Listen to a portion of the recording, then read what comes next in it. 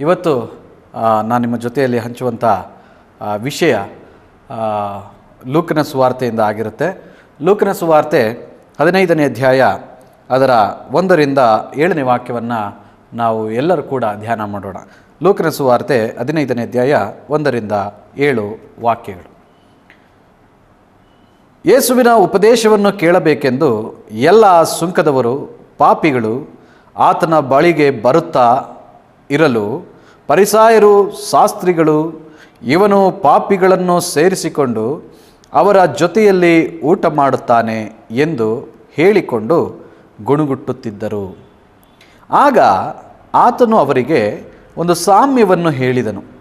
ಅದೇನೆಂದರೆ, ನಿಮ್ಮೊಳಗೆ ಯಾವ ಮನುಷ್ಯನಾದರೂ ತನಗೆ 100 ಕುರಿಗಳಿರಲಾಗಿ ಅವುಗಳಲ್ಲಿ ಒಂದು ಕಳೆದು ಹೋದರೆ ಅವನು 99 ಅಡವಿಯಲ್ಲಿ ಬಿಟ್ಟು ಕಳೆದು ಹೋದದ್ದು ಸಿಕ್ಕುವ ತನಕ ಅದನ್ನು ಹುಡುಕಿಕೊಂಡು ಹೋಗದೇ ಇದ್ದಾನೆ?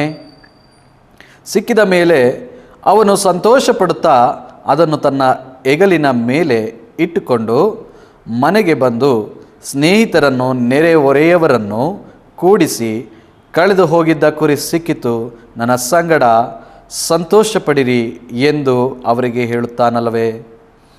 ಅದರಂತೆ ದೇವರ ಕಡೆಗೆ ತಿರುಗಿಕೊಳ್ಳುವುದಕ್ಕೆ ಅವಶ್ಯವಿಲ್ಲದ 99 ಮಂದಿ ನೀತಿವಂತರಿಗಿಂತ ದೇವರ ಕಡೆಗೆ ತಿರುಗಿಕೊಳ್ಳುವ ಒಬ್ಬ ಪಾಪಿಯ ವಿಷಯವಾಗಿ ಪರಲೋಕದಲ್ಲಿ ಸಂತೋಷ ಉಂಟಾಗುವುದೆಂದು ನಿಮಗೆ ಹೇಳುತ್ತೇನೆ. ಆಮೇನ್. ಪ್ರೀತಿಯ ದೇವಜನರೇ, ಪ್ರೀತಿಯ ಕೇಳುಗರೆ, ಈ ಒಂದು ವೇದ ಭಾಗದಿಂದ ಇವತ್ತು ನನ್ನ ಸಂದೇಶವಾಗಿರುತ್ತೆ. ನಾವು ಓದಿದಂಥ ವೇದ ಭಾಗದಲ್ಲಿ ಯೇಸು ಅನೇಕ ಹಳ್ಳಿ ಪಳ್ಳಿಗಳಿಗೆ ಹೋಗಿ ಸುವಾರ್ತೆಯನ್ನು ಮತ್ತು ಉಪದೇಶವನ್ನು, ವಾಕ್ಯಗಳನ್ನು ಸಾರುವುದನ್ನು ನಾವು ಗಮನಿಸ್ತೇವೆ. ಅದೇ ಪ್ರಕಾರ ಇಲ್ಲಿ ಕೂಡ ಒಂದು ಪ್ರದೇಶಕ್ಕೆ ಆತನು ಉಪದೇಶ ಮಾಡೋದಕ್ಕೆ ಹೋದಾಗ ಅಲ್ಲಿ ಆತನ ಉಪದೇಶವನ್ನು ಕೇಳುವುದಕ್ಕಾಗಿ ಸುಂಕದವರು ಮತ್ತು ಪಾಪಿಗಳು ಬರುವುದನ್ನು ನಾವಿಲ್ಲಿ ಗಮನಿಸ್ತಾ ಇದ್ದೇವೆ. ಆಗ ಇಲ್ಲಿರುವಂಥ ಫರಿಸಾಯರು ಮತ್ತು ಶಾಸ್ತ್ರಿಗಳು ಈ ವಾಕ್ಯವನ್ನು ಇವರು ಯಾವಾಗ ಸುಂಕದವರು ಮತ್ತು ಪಾಪಿಗಳು ಯೇಸುವಿನ ವಾಕ್ಯವನ್ನು ಕೇಳೋದಕ್ಕೆ ಬಂದರೋ ಆವಾಗ ಈ ಫರಿಸಾಯರು ಮತ್ತು ಶಾಸ್ತ್ರಿಗಳು ಯೇಸುವಿನ ವಿಚಾರದಲ್ಲಿ ಇವನು ಪಾಪಿಗಳನ್ನು ಸೇರಿಸಿಕೊಂಡು ಅವ್ರ ಜೊತೆ ಊಟ ಮಾಡುವಂಥವನು ಅಂಥೇಳಿ ಯೇಸುವಿನ ಬಗ್ಗೆ ಮಾತಾಡ್ತಾರೆ, ಗುಣುಗುಡ್ತಾರೆ. ಅದಾದ ನಂತರ ಯೇಸು ಈ ಗುಣುಗುಟ್ಟುವಿಕೆಯನ್ನು ಕೇಳಿ ಇವರ ಮಾತುಗಳನ್ನು ಆಲಿಸಿ ಅರ್ಥ ಮಾಡಿಕೊಂಡು ಅವರಿಗೆ ಒಂದು ಸಾಮ್ಯವನ್ನು ಹೇಳೋದನ್ನು ನಾವಿಲ್ಲಿ ನೋಡ್ತಾ ಇದ್ದೇವೆ. ಹಾಗಾಗಿ ಒಂದು ಸಾಮ್ಯ, ಆ ಸಾಮ್ಯದಲ್ಲಿ ಒಬ್ಬ ಮನುಷ್ಯನಿಗೆ 100 ಕುರಿಗಳಿರುತ್ತೆ, ಅದರಲ್ಲಿ ಒಂದು ಕಾಣೆಯಾಗಿರುತ್ತೆ. ಅಂದರೆ ಆ ಕುರಿಯ ಹಿಂಡನ್ನು ಬಿಟ್ಟು ಅದು ದೂರವಾಗಿರುತ್ತೆ. ಆಗ ಈ ಕುರುಬ 99 ಕುರಿಗಳನ್ನು ಹಟ್ಟಿಯಲ್ಲಿ ಬಿಟ್ಟು, ಅಂದರೆ ಕೊಟ್ಟಿಗೆಯಲ್ಲಿ ಬಿಟ್ಟು ಒಂದಕ್ಕೋಸ್ಕರ ಹುಡುಕಿಕೊಂಡು ಹೋಗೋದನ್ನು ನಾವಿಲ್ಲಿ ಗಮನಿಸ್ತಾ ಇದ್ದೇವೆ. ಅದಾದಮೇಲೆ ಆ ಕುರುಬನಿಗೆ ಆ ಕುರಿ ಹುಡುಕಿಕೊಂಡು ಹೋದಂಥ ಕುರಿ ಸಿಗುತ್ತೆ. ಸಿಕ್ಕಿದ ನಂತರ ಆತನು ಸಂತೋಷವಾಗಿ ಅದನ್ನು ಹೆಗಲ ಮೇಲೆ ಕೂರಿಸ್ಕೊಂಡು ಬಂದು ಆತನು ತನ್ನ ನೆರೆಯವರನ್ನು ಕರೆಸಿ, ಸ್ನೇಹಿತರನ್ನು ಕರೆಸಿ ಸಂತೋಷ ಪಡೋದಕ್ಕೆ ಹೇಳ್ತಾನೆ. ಅದಾದ ಮೇಲೆ ಹೇಳ್ತಾನೆ, ಸಂತೋಷ ಪಡೋದಕ್ಕೆ ಹೇಳ್ತಾನೆ. ಇದು ಒಂದು ದೃಷ್ಟಾಂತವನ್ನು, ಇದು ಒಂದು ದೃಷ್ಟಾಂತದ ರೀತಿಯಲ್ಲಿ ಒಂದು ಅಲ್ಲಿ ಬಂದಂಥ ಶಾಸ್ತ್ರಿಗಳು ಮತ್ತು ಫರಿಸಾಯರಿಗೆ ಈ ದೃಷ್ಟಾಂತವನ್ನು ಹೇಳ್ತಾನೆ.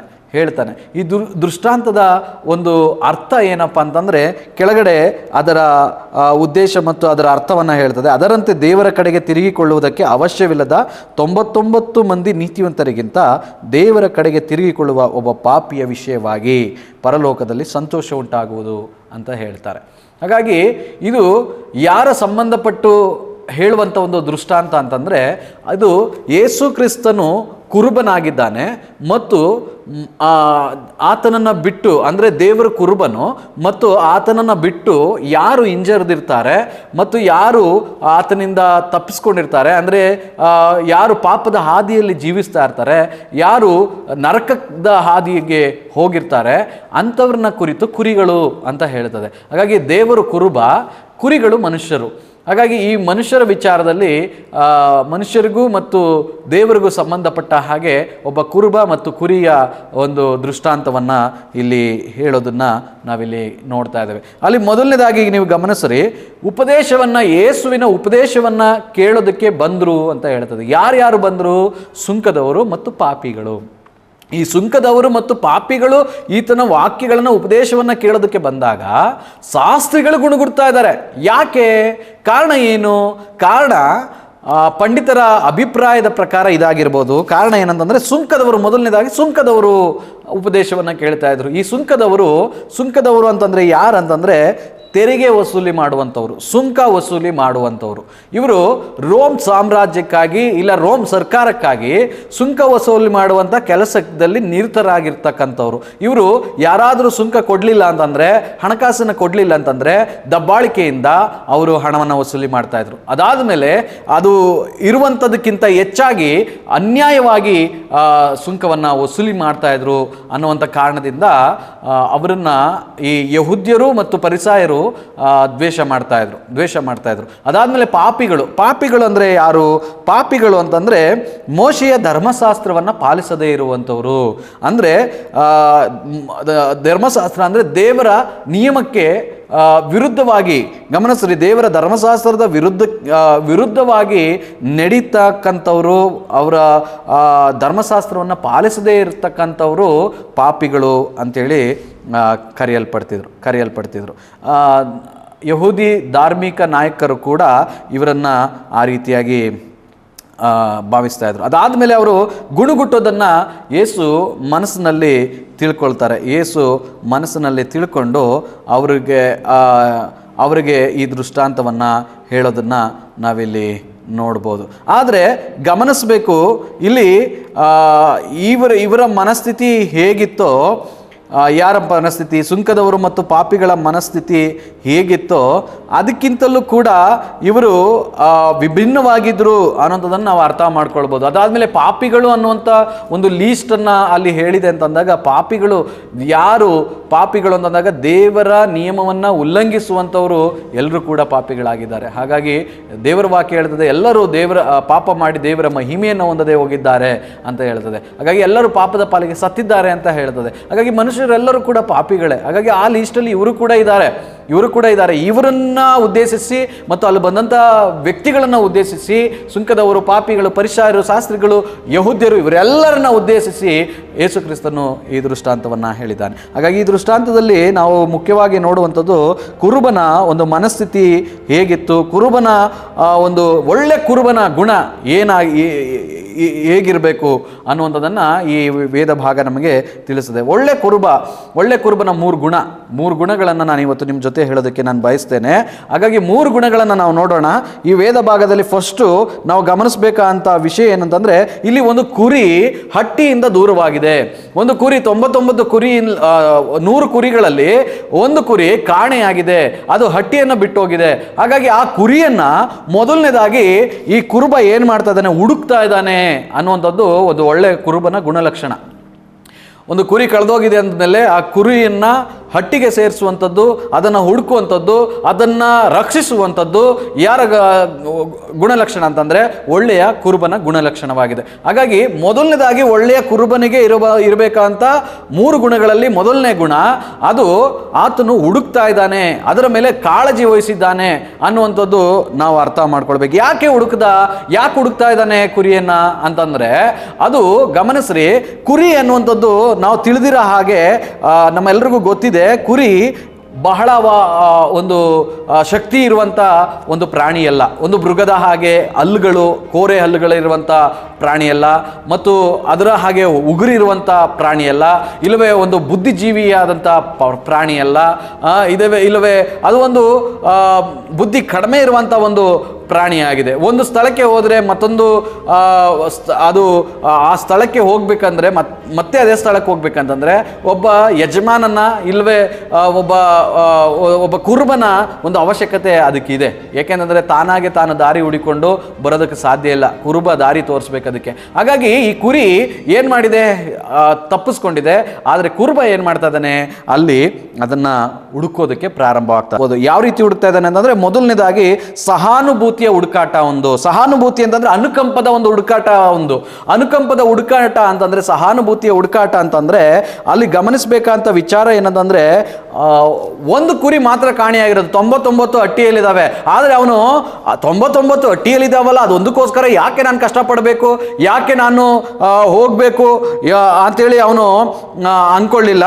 ಒಂದಕ್ಕೋಸ್ಕರ ಅವನೇನ್ ಮಾಡ್ದ, ಅವನು ಹುಡುಕಾಟವನ್ನ ಪ್ರಾರಂಭ ಮಾಡ್ದ. ಅದು ಸಹಾನುಭೂತಿಯ ಹುಡುಕಾಟ ಅಂತ ಹೇಳ್ಬೋದು, ಇಲ್ಲವೇ ಅನುಕಂಪ, ಅದರ ಮೇಲೆ ಇದ್ದಂಥ ಅನುಕಂಪದಿಂದ ಅವನು ಹುಡುಕದ.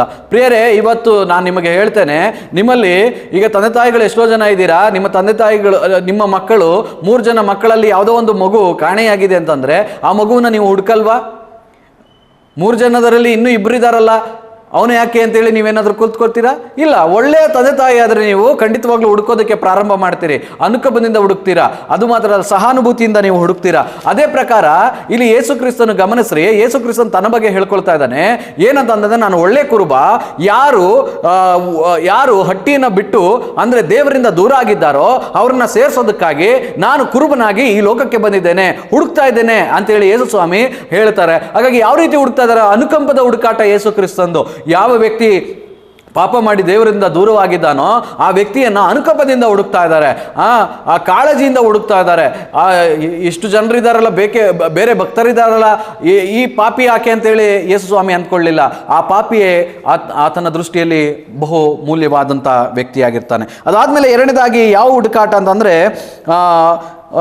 ಬೆಲೆ ಬಾಳುವಂಥ ಒಂದು ಹುಡುಕಾಟ, ಅಂದರೆ ದುಬಾರಿಯ ಹುಡುಕಾಟ. ಯೇಸು ಕ್ರಿಸ್ತನು ಆ ಕುರಿಯ ಉದಾಹರಣೆಯನ್ನು ಹೇಳುವಾಗ ಆತನು ದುಬಾರಿಯ ಹುಡುಕಾಟವನ್ನು ಮಾಡ್ದ. ಯಾಕೆಂತಂದ್ರೆ 99 ಕುರಿಗಳಿದ್ದಾವೆ, ಆ 99ಕ್ಕಿಂತ ಇದನ್ನ ಹುಡುಕ್ತಾ ಇದ್ದಾನೆ ಅಂತಂದ್ರೆ ಅದು ದುಬಾರಿ ಆಗಿರುತ್ತೆ, ಅದು ಶ್ರೇಷ್ಠವಾದಂಥ ಒಂದು ಕುರಿ ಆಗಿರ್ಬೋದು, ಇಲ್ಲವೇ ಅವನ ಲೆಕ್ಕದಲ್ಲಿ ಆ ಕುರಿಗೆ ಹೆಚ್ಚಿನ ಬೆಲೆ ಇದೆ ಅಂತ ನಾವು ಹೇಳ್ಬೋದು. ಹಾಗಾಗಿ ಪ್ರಿಯರೇ, ನಾನು ಹೇಳ್ತೀನಿ, ಯಾವ ವ್ಯಕ್ತಿ ದೇವರಿಂದ ದೂರ ಆಗಿದ್ದಾನೋ ಆ ದೇವರಿಂದ ದೂರ ಆಗಿರುವಂಥ ವ್ಯಕ್ತಿಗೆ ಯೇಸು ಕ್ರಿಸ್ತನ ಹೇಳ್ತಾನೆ, ಯೇಸು ಕ್ರಿಸ್ತನ ದೃಷ್ಟಿಯಲ್ಲಿ ನೀನು ಅಮೂಲ್ಯನು, ನೀನು ಆತನ ದೃಷ್ಟಿಯಲ್ಲಿ ಬಹಳ ಬೆಲೆ ಬಾಳುವಂತವನು ಅನ್ನುವಂಥದ್ದನ್ನ ನೀನು ಅರ್ಥ ಮಾಡ್ಕೊಳ್ಬೇಕು. ಪ್ರಿಯರೇ, ನೀನು ಕೂಡ ದೇವರಿಂದ ದೂರವಾಗಿದೆಯಾ?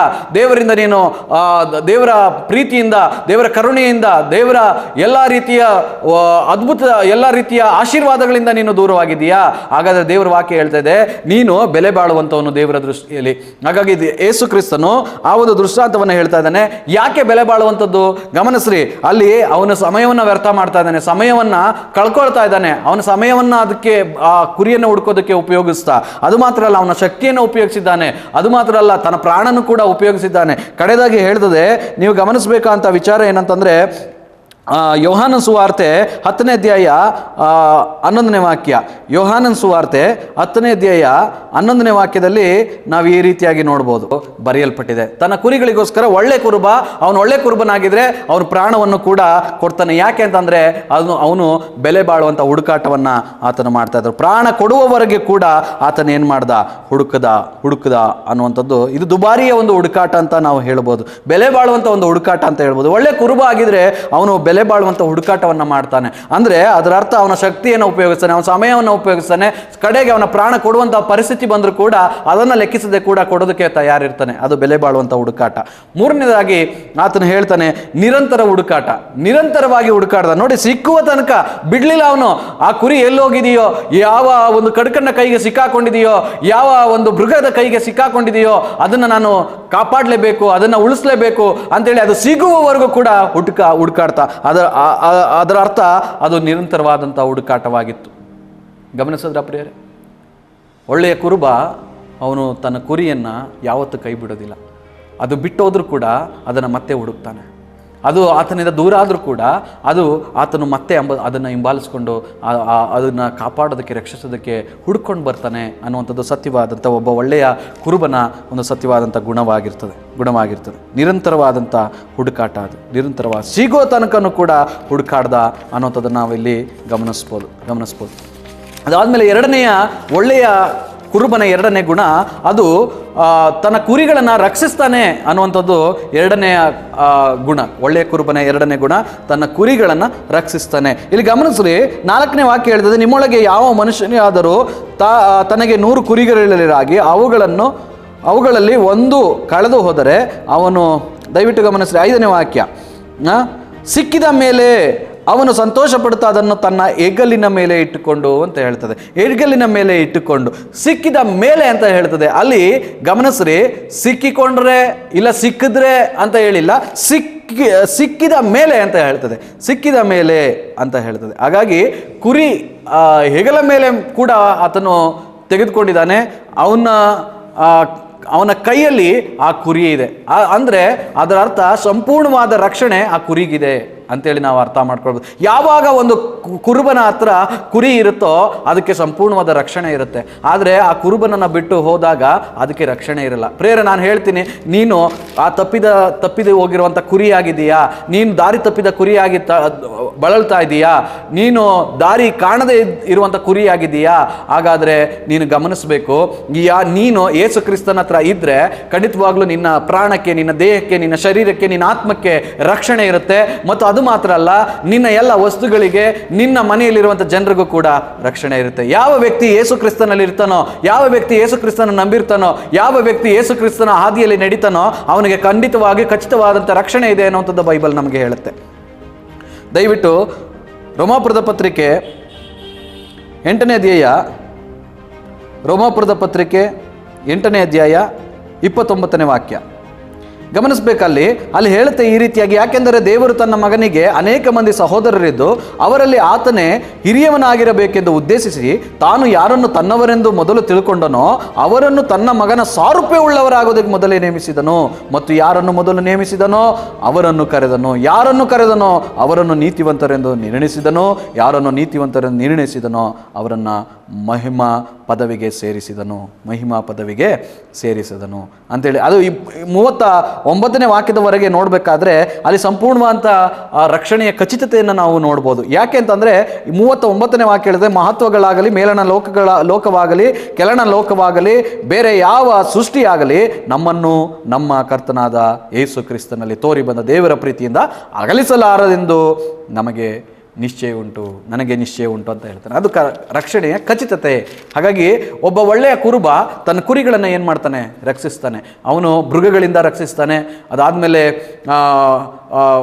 ಕಳ್ಳರಿಂದ ರಕ್ಷಿಸ್ತಾನೆ, ಅದಾದಮೇಲೆ ಅಪಾಯಗಳಿಂದ ರಕ್ಷಿಸ್ತಾನೆ. ಬೇರೆ ಅದೇ ರೀತಿಯಾಗಿ ಯೇಸು ನಮ್ಮ ಒಳ್ಳೆಯ ಕುರುಬನಾಗಿದ್ದಾನೆ. ನಮಗೆ ಬರುವಂಥ ಎಲ್ಲ ಸಮಸ್ಯೆಗಳಿಂದ ಆತನು ರಕ್ಷಿಸ್ತಾನೆ, ಸೈತಾನನಿಂದ ನಮ್ಮನ್ನು ರಕ್ಷಿಸ್ತಾನೆ, ಬಿಡಿಸ್ತಾನೆ, ಅದಾದಮೇಲೆ ವೈರಿಗಳಿಂದ ನಮ್ಮನ್ನು ರಕ್ಷಿಸ್ತಾನೆ, ಅನೇಕ ಅಪಾಯಗಳಿಂದ ನಮ್ಮನ್ನು ರಕ್ಷಿಸ್ತಾನೆ. ಪ್ರೇರೆ, ಆ ಕುರುಬ ನಿಮ್ಮ ಕುರುಬನಾಗಿದ್ದಾನ, ಆ ಯೇಸು ನಿಮ್ಮ ಕುರುಬನಾಗಿದ್ದಾನ. ಯೇಸು ನಿಮ್ಮ ಕುರುಬನಾಗಿದ್ದರೆ ಖಂಡಿತವಾಗ್ಲೂ ನಿಮಗೆ ರಕ್ಷಣೆ ಇದೆ, ಖಂಡಿತವಾಗ್ಲೂ ನಿಮ್ಮ ರಕ್ಷಣೆ ಖಚಿತವಾಗಿದೆ. ಯಾರ್ಯಾರು ಆತನನ್ನು ಅಂಗೀಕರಿಸಿದಾರೋ ಅವರಿಗೆಲ್ಲರೂ ಕೂಡ ರಕ್ಷಣೆ ಖಚಿತವಾದಂಥದ್ದು. ಎಫೆಸ ಬರೆದ ಪತ್ರಿಕೆ 1ನೇ ಅಧ್ಯಾಯ 3ನೇ ವಾಕ್ಯ ಅಲ್ಲಿ ಈ ರೀತಿಯಾಗಿ ಹೇಳುತ್ತೆ, ಗಮನಿಸಬೇಕಾದಂಥ ವಿಚಾರ, ನಮ್ಮ ಕರ್ತನಾದ ಯೇಸು ಕ್ರಿಸ್ತನ ದೇವರು ತಂದೆಯೂ ಆಗಿರುವ ಆತನಿಗೆ ಸ್ತೋತ್ರ. ಆತನು ಪರಲೋಕದಲ್ಲಿನ ಸಕಲ ಆತ್ಮೀಯ ವರಗಳನ್ನು ನಮಗೆ ಕ್ರಿಸ್ತ ಯೇಸುವಿನಲ್ಲಿ ಅನುಗ್ರಹಿಸಿದ್ದಾನೆ. ಹೇಗೆಂದರೆ, ನಾವು ಪ್ರೀತಿಯಲ್ಲಿ ನಡೆದು ಆತನ ಸನ್ನಿಧಿಯಲ್ಲಿ ಪರಿಶುದ್ಧರು ದೋಷವಿಲ್ಲದವರು ಆಗಿರಬೇಕೆಂದು ನಮ್ಮನ್ನು ಜಗದುತ್ಪತ್ತಿಗೆ ಮುಂಚೆ ಕ್ರಿಸ್ತನಲ್ಲಿ ಆರಿಸಿಕೊಂಡನು. ಆತನು ತನ್ನ ಕೃಪೆಯನ್ನು ಪ್ರಖ್ಯಾತಿಗೆ ತರಬೇಕೆಂದು ನಮ್ಮನ್ನು ಯೇಸು ಕ್ರಿಸ್ತನ ಮೂಲಕ ತನ್ನ ಪುತ್ರರನ್ನಾಗಿ ಸ್ವೀಕರಿಸಿದ್ದಕ್ಕೆ ದಯಾಪೂರ್ವಕವಾದ ತನ್ನ ಚಿತ್ತಾನುಸಾರವಾಗಿ ಮೊದಲೇ ಸಂಕಲ್ಪ ಮಾಡಿದನು. ಅಲ್ಲಿ ರಕ್ಷಣೆ ಅನ್ನುವಂಥದ್ದು ಖಚಿತ ಅಂತ ಹೇಳ್ತಾರೆ. ರಕ್ಷಣೆ ಅನ್ನುವಂಥದ್ದು ಖಚಿತ ಅಂತ ಹೇಳುತ್ತೆ. ಹಾಗಾಗಿ ನಾವು ಅರ್ಥ ಮಾಡ್ಕೊಳ್ಬೇಕು, ಒಳ್ಳೆಯ ಕುರುಬ ತನ್ನ ಕುರಿಗಳನ್ನು ರಕ್ಷಿಸ್ತಾನೆ. ಖಡ್ಕ ಅಲ್ಲ, ಯೇಸು ಖಡ್ಕ ಕುರುಬ ಅಲ್ಲ, ಆತನು ಒಳ್ಳೆಯ ಕುರುಬ. ಆದುದರಿಂದ ಮನುಷ್ಯರೆಲ್ಲರನ್ನ ರಕ್ಷಿಸುವುದಕ್ಕಾಗಿ ಈ ಲೋಕಕ್ಕೆ ಬಂದು ಆತನು ತನ್ನ ಪ್ರಾಣ ಕೊಡೋದ್ರ ಮೂಲಕ ನಮ್ಮೆಲ್ಲರನ್ನ ರಕ್ಷಿಸಿದ್ದಾನೆ, ನಮ್ಮೆಲ್ಲರನ್ನ ಕಾಪಾಡಿದ್ದಾನೆ ಅನ್ನುವಂಥದ್ದನ್ನು ನಾವು ಅರ್ಥ ವಾಕ್ಯ. ಅಲ್ಲಿ ವಾಕ್ಯ ಈ ರೀತಿಯಾಗಿ ಹೇಳುತ್ತೆ, ಆತನು ನಂಬುವವನಿಗೆ ತೀರ್ಪಾಗುವುದಿಲ್ಲ, ಆದರೆ ನಂಬದವನಿಗೆ ದೇವರ ಒಬ್ಬನೇ ಮಗನ ಹೆಸರನ್ನು ನಂಬದೇ ಹೋದುದರಿಂದ ಆಗಲೇ ತೀರ್ಪು ಆಗಿ ಹೋಯಿತು. ಗಮನಿಸಿದ್ರ? ಅಲ್ಲಿ ಏನಂತ ಹೇಳ್ತದೆ? ಯೇಸು ಕ್ರಿಸ್ತನ ನಂಬಿದವನಿಗೆ ಏನಿದೆ? ರಕ್ಷಣೆ ಇದೆ, ನಿತ್ಯ ಜೀವ ಇದೆ, ಆತನಿಗೆ ತೀರ್ಪಿಲ್ಲ, ಆತನಿಗೆ ರಕ್ಷಣೆ ಇದೆ ಅನ್ನುವಂಥದ್ದು ಹೇಳ್ತದೆ. ಹಾಗಾಗಿ ಯೇಸು ಕ್ರಿಸ್ತನು ಒಳ್ಳೆಯ ಕುರುಬನಾಗಿದ್ದಾನೆ. ಆ ಒಳ್ಳೆಯ ಕುರುಬನ ಗುಣಲಕ್ಷಣ ಎರಡನೆಯ ಗುಣಲಕ್ಷಣ ಯಾವುದಂತಂದರೆ ಆ ಕುರುಬನು ತನ್ನ ಕುರಿಗಳನ್ನು ರಕ್ಷಿಸ್ತಾನೆ ಅಂತ. ಮೂರನೇದಾಗಿ ಒಳ್ಳೆಯ ಕುರುಬನ ಗುಣಲಕ್ಷಣ ಮೂರನೇದಾಗಿ ಯಾವುದಂತಂದರೆ ಆ ಒಳ್ಳೆಯ ಕುರುಬನ ಗುಣಲಕ್ಷಣ ಆತನು ಅವುಗಳನ್ನು ಭದ್ರಪಡಿಸ್ತಾನೆ.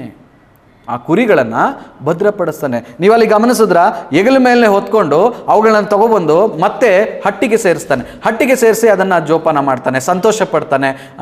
ಅದಾದಮೇಲೆ ಎಲ್ಲರನ್ನೂ ಕೂರಿಸ್ತಾನೆ, ಕರೀತಾನೆ, ಕರೆದು ಸಂತೋಷ ಪಡ್ರಿ ಅಂತ ಹೇಳ್ತಾನೆ. ಇದೆಲ್ಲ ನಮಗೇನು ತಿಳಿಸ್ತದೆ ಅಂತಂದರೆ ಆತನಿಗೆ ಒಂದು ಭದ್ರತೆ, ಕುರಿಗಳಿಗೆ ಒಂದು ಭದ್ರತೆಯನ್ನು ನೀಡ್ತಾನೆ. ಮತ್ತೆ ಹಟ್ಟಿಗಳನ್ನು 99 ಕುರಿಗಳನ್ನು ಹಟ್ಟಿಯಲ್ಲಿ ಬಿಟ್ಟ ಅಂತಂದರೆ ಅದ್ರ ಭದ್ರತೆಯನ್ನು ನಮಗೆ ತಿಳಿಸ್ತದೆ. ಇಲ್ಲಾಂತಂದರೆ ಅಡವಿಯಲ್ಲಿ ಬಿಟ್ಟು ಇಲ್ಲ ಯಾವುದೋ ಒಂದು ಮೈದಾನದಲ್ಲಿ ಬಿಟ್ಟು ಅವನು ಹೋಗ್ಬೋದಾಗಿತ್ತು.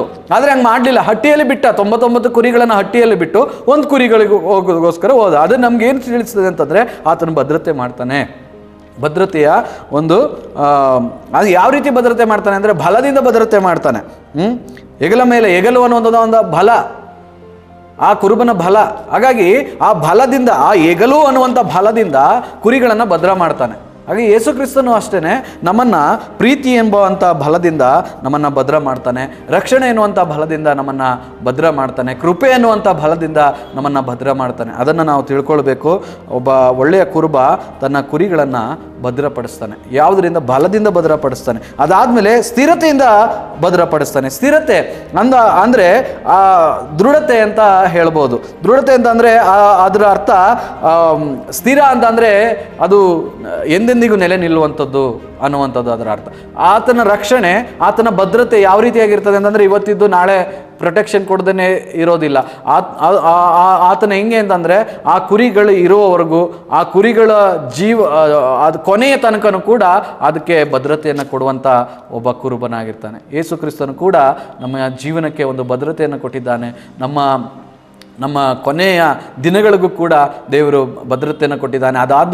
ಅದು ಮಾತ್ರ ಅಲ್ಲ, ನಮ್ಮ ಜೀವನದ ಮುಂದಿನ ಸತ್ತ ನಂತರವೂ ಕೂಡ ನಮಗೆ ಭದ್ರತೆಯನ್ನು ಯೇಸು ಕ್ರಿಸ್ತನು ತನ್ನ ರಕ್ತದ ಮೂಲಕ, ತನ್ನ ಮರಣದ ಮೂಲಕ ಕೊಟ್ಟಿದ್ದಾನೆ. ಹಾಗಾಗಿ ನೀವು ಅರ್ಥ ಮಾಡ್ಕೊಳ್ಳಿ ಪ್ರಿಯರೇ, ಯೇಸು ಕ್ರಿಸ್ತ ನಮ್ಮ ಒಳ್ಳೆ ಕುರುಬನಾಗಿದ್ದಾನೆ. ಒಳ್ಳೆ ಕುರುಬ ಮಾತ್ರ ತನ್ನ ಕುರಿಗಳಿಗೋಸ್ಕರ ಪ್ರಾಣ ಕೊಡೋದಕ್ಕೆ ಸಾಧ್ಯ. ಹಾಗಾಗಿ ಯೇಸು ಕ್ರಿಸ್ತನು ಒಳ್ಳೆ ಕುರುಬನಾಗಿದ್ದಾನೆ. ಒಳ್ಳೆ ಕುರುಬನು ತನ್ನ ಕುರಿಗಳಿಗೋಸ್ಕರ ಪ್ರಾಣ ಕೊಡ್ತಾನೆ ಅಂತೇಳಿ ಯೋಹಾನ ಸುವಾರ್ತೆಯಲ್ಲಿ ನಾವು ನೋಡ್ಬೋದು. ಹಾಗಾಗಿ ಯೇಸು ಕ್ರಿಸ್ತನು ಒಳ್ಳೆ ಕುರುಬನಾಗಿದ್ದಾನೆ. ಆ ಒಳ್ಳೆ ಕುರುಬ ನಿಮಗೆ ಬೇಕಾ? ಆ ಒಳ್ಳೆ ಕುರುಬನ ಪ್ರೀತಿ ನಿಮಗೆ ಬೇಕಾ? ಆ ಒಳ್ಳೆ ಕುರುಬನ ಭದ್ರತೆ ನಿಮಗೆ ಬೇಕಾ? ಆ ಒಳ್ಳೆ ಕುರುಬನ ರಕ್ಷಣೆ ನಿಮಗೆ ಬೇಕಾ?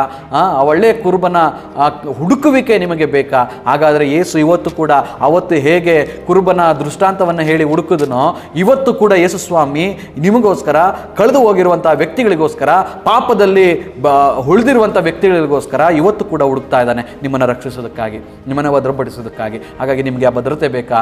ಆ ಒಂದು ರಕ್ಷಣೆ ಬೇಕಾ? ಹಾಗಾದರೆ ನೀವು ಒಂದು ಕೆಲಸ ಮಾಡಬೇಕು. ಯೇಸುವೆ ನನ್ನ ದೇವರು, ಯೇಸುವೆ ನನ್ನ ಒಳ್ಳೆ ಕುರುಬ ಅನ್ನುವಂಥ ಆ ಒಂದು ಮನಸ್ಥಿತಿಯನ್ನು ನೀವು ಇಟ್ಕೋಬೇಕು. ಯೇಸು ಹತ್ರ ಹೇಳಬೇಕು, ಏಸಪ್ಪ ನೀನಲ್ಲದೆ ನನ್ನನ್ನು ಭದ್ರ ಮಾಡೋದಕ್ಕೆ ಯಾರಿಂದನೂ ಸಾಧ್ಯ ಇಲ್ಲ. ಏಸಪ್ಪ ನೀನು ಮಾತ್ರ ನನಗೆ ರಕ್ಷಣೆ ಕೊಡೋದಕ್ಕೆ ಸಾಧ್ಯ ಅನ್ನುವಂಥದ್ದನ್ನು ನಾವು ಅರ್ಥ ಮಾಡ್ಕೊಳ್ಳಿ. ಹೇಗೆ ಕುರಿ ಅಶಕ್ತಿಯಿಂದ ಇರ್ತದೋ, ಅಂದರೆ ಅದಕ್ಕೆ ಶಕ್ತಿ ಇಲ್ಲ, ತನ್ನನ್ನು ತಾನು ರೆಡಿ ಮಾಡ್ಕೊಳ್ಳೋದಕ್ಕೆ ಇಲ್ಲ, ಹಟ್ಟಿಗೆ ಹೋಗೋದಕ್ಕೆ ಅದಕ್ಕೆ ಸಾಮರ್ಥ್ಯ ಇಲ್ಲ, ಅದಕ್ಕೆ ಶಕ್ತಿ ಇಲ್ಲ. ಹಾಗೆಯೇ ಮನುಷ್ಯನು ಕೂಡ ದೇವರ ವಾಕ್ಯ ಟೋಟಲ್ ಆಗಿ ಮನುಷ್ಯ ಪಾಪದ ಪಾಲಿಗೆ ಸತ್ತೋಗಿದ್ದಾನೆ. ಹಾಗಾಗಿ ಜೀವ ಇಲ್ಲ. ಹಾಗಾಗಿ ಒಬ್ಬ ಜೀವ ಬರಬೇಕಂತಂದ್ರೆ ಯೇಸು ಕ್ರಿಸ್ತನು ಬರಬೇಕು, ಆ ಕುರುಬ ಬರಬೇಕು. ಆ ಕುರುಬ ಬಂದು ದಾರಿ ತೋರಿಸಾಗ ಮಾತ್ರನೇ ಅದಕ್ಕೆ ಯೇಸು ಸ್ವಾಮಿ ಹೇಳಿದ್ರು, ನಾನೇ ಒಳ್ಳೆ ಕುರುಬ ಅಂತ ಹೇಳಿದ್ರು. ಅದು ಮಾತ್ರ ಅಲ್ಲ, ನಾನೇ ಮಾರ್ಗ, ನಾನೇ ಸತ್ಯ, ನಾನೇ ಜೀವ ಅಂತ ಹೇಳಿದ್ರು. ಹಾಗಾಗಿ ಆ ಸತ್ಯ, ಆ ಮಾರ್ಗ ಆಗಿರುವಂಥ ಯೇಸು ಕ್ರಿಸ್ತನ ಮಾರ್ಗವನ್ನು ನಾವು ಅನುಸರಿಸಿದ್ರೆ ಮಾತ್ರನೇ ನಾವು ಪರಲೋಕವನ್ನು, ನಿತ್ಯ ಜೀವವನ್ನು, ಅಂದರೆ ಆ ಪ್ರೊಟೆಕ್ಷನನ್ನು, ಆ ನಿತ್ಯ ರಕ್ಷಣೆಯನ್ನು ನಾವು ಪಡ್ಕೊಳ್ಳೋದಕ್ಕೆ ಸಾಧ್ಯ, ಆ ನಿತ್ಯ ಭದ್ರತೆಯನ್ನು ನಾವು ಪಡ್ಕೊಳ್ಳೋದಕ್ಕೆ ಸಾಧ್ಯ. ಇಲ್ಲ ಅಂತಂದರೆ ನಮ್ಮ ಜೀವಕ್ಕೆ ಯಾವ ಗ್ಯಾರಂಟಿ ಇಲ್ಲ, ನಮ್ಮ ದೇಹಕ್ಕೆ ಯಾವ ಗ್ಯಾರಂಟಿ ಇಲ್ಲ, ನಮ್ಮ ಆತ್ಮಕ್ಕೆ ಯಾವ ಗ್ಯಾರಂಟಿ ಇಲ್ಲ. ಹಾಗಾಗಿ ಆ ಯೇಸು ಕ್ರಿಸ್ತನ ಆ ಕುರುಬನ ಮಾರ್ಗದಲ್ಲಿ ನಾವು ಹೋದರೆ ಮಾತ್ರ ನಾವು ನಿತ್ಯ ಜೀವ ಕಾಣೋದಕ್ಕೆ ಸಾಧ್ಯ. ಹಾಗಾಗಿ ಆ ನಿತ್ಯ ಜೀವ ಬೇಕಾ? ಹಾಗಾದರೆ ನೀವೊಂದು ಪ್ರಾರ್ಥನೆ ಮಾಡಿರಿ.